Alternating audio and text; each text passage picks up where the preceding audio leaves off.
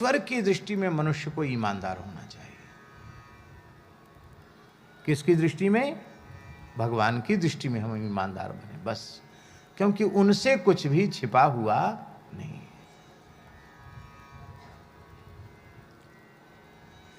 संतों का जीवन चरित्र ऐसा ही होता है। झांसी रेलवे स्टेशन पर पूज्य गुरुदेव भक्तमाली जी के साथ हम लोग खड़े थे। महाराज जी जनरल का टिकट लेते थे, मथुरा से हम लोगों को बिठा देते, स्वयं लाइन में लग करके सामान्य टिकट खिड़की से लेते थे भक्तमाली जी महाराज।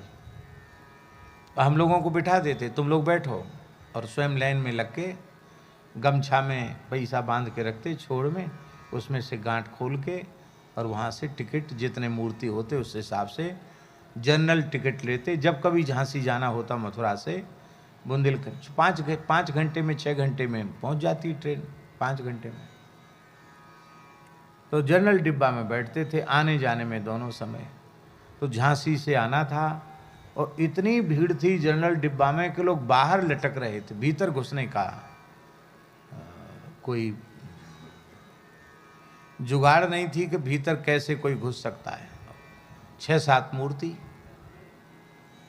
तो एक टीटी साहब थे, बड़े सज्जन, महाराज जी में बड़ी श्रद्धा रखते थे। उन्होंने कहा महाराज जी ट्रेन छूट जाएगी, आप ऐसा करो रिजर्वेशन वाली डिब्बा में चलो, हम हैं ना, आप चलिए। महाराज जी बोले हमारा तो जनरल का टिकट, बोले आप विचार करेंगे तब तक ट्रेन निकल जाएगी, आप चलिए बैठिए। तो उन्होंने आग्रहपूर्वक चढ़ा दिया। तो महाराज जी का एक टाट में लपटा हुआ आसन रहता था, बंडल इतना, उसको अपना आसन अपने साथ ही रखते, दूसरे को नहीं उठाने देते।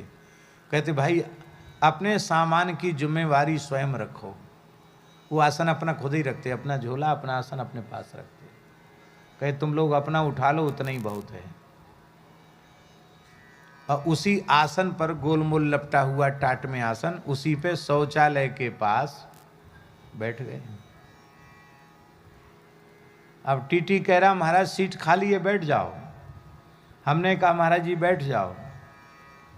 महाराज जी टीटी से बोले आप अपना कार्य करें, हम आराम से बैठे।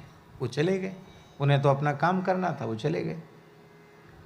हमने कहा महाराज जी बैठ जाइए। महाराज जी बोले पंडित जी आपके ऊपर हमारा कोई प्रतिबंध नहीं है, आपकी इच्छा, आप जहाँ चाहें वहाँ बैठें, मैं तो यहीं बैठूंगा।